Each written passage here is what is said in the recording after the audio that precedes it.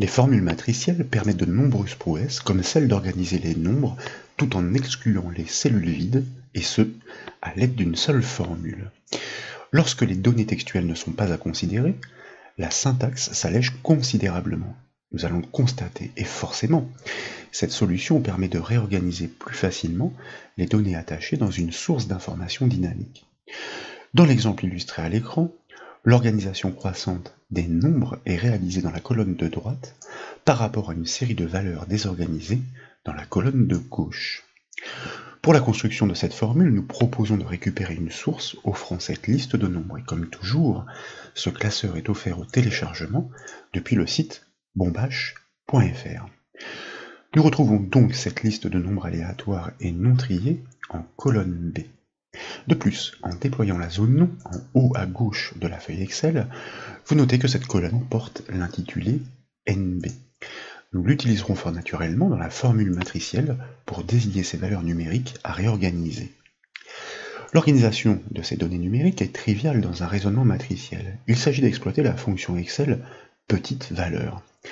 En exerçant cette dernière sur l'intégralité de la matrice des nombres pour considérer tous les rangs possibles, il en résulte l'extraction de ces derniers, triés du plus petit au plus grand.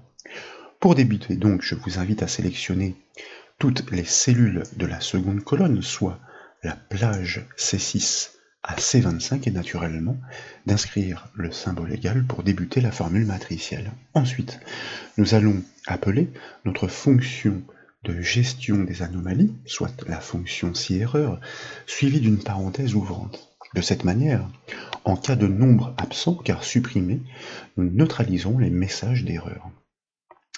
Ensuite, nous allons utiliser notre fonction pour le tri matriciel, comme nous le disions, donc notre fonction petite valeur, suivie d'une parenthèse ouvrante pour accueillir ces arguments.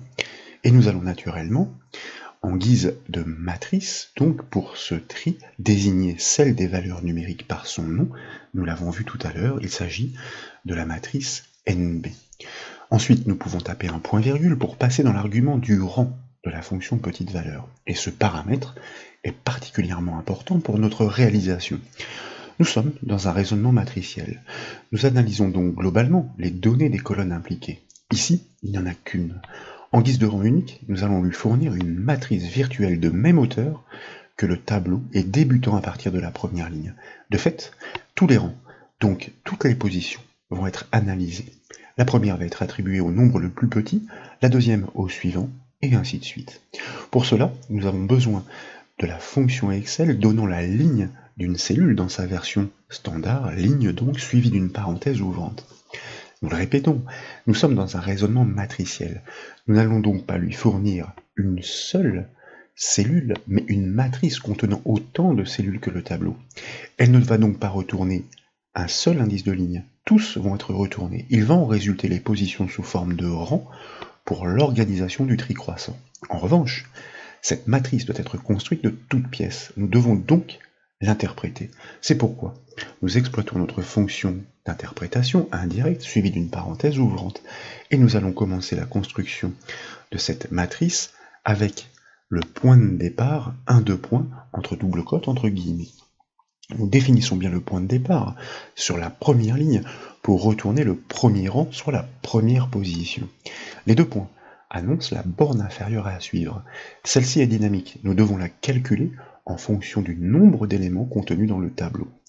Donc, il s'agit de l'assembler, puisqu'elle est dynamique et que le point de départ est statique, nous ajoutons notre caractère de concaténation, et puis nous allons exploiter cette fois la fonction donnant le nombre de lignes d'un tableau ou d'une colonne, soit ligne, suivie d'une parenthèse ouvrante. Mais attention, contrairement à son homologue, cette fonction est au pluriel, elle ne retourne pas la même information.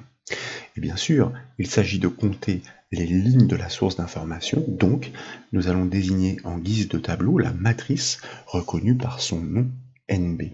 Dès lors, nous pouvons fermer la parenthèse de cette fonction ligne, nous pouvons fermer la parenthèse de la fonction indirecte, nous pouvons fermer la parenthèse de la fonction ligne au singulier, nous pouvons fermer la parenthèse de la fonction petite valeur, et nous sommes de retour dans les bornes de la fonction si-erreur dont il s'agit de terminer la syntaxe. C'est la raison pour laquelle nous tapons un point-virgule afin de basculer dans son second argument et nous inscrivons de guillemets, tout simplement pour ignorer le résultat en cas d'anomalie. Il ne nous reste plus qu'à fermer la parenthèse de la fonction si erreur, et enfin de nécessairement valider la formule matricielle par le raccourci clavier CTRL majuscule entrée. Toutes les données numériques sont effectivement parfaitement réorganisées. Les nombres sont désormais triés par ordre croissant. Ici, vous modifiez des valeurs ou supprimez l'une d'entre elles, comme par exemple le chiffre 1 en ligne 15, eh bien, vous constatez que instantanément, la liste triée se réorganise automatiquement. Elle est capable d'ignorer dans son tri les cellules vides, comme nous le disions en préambule de cette formation.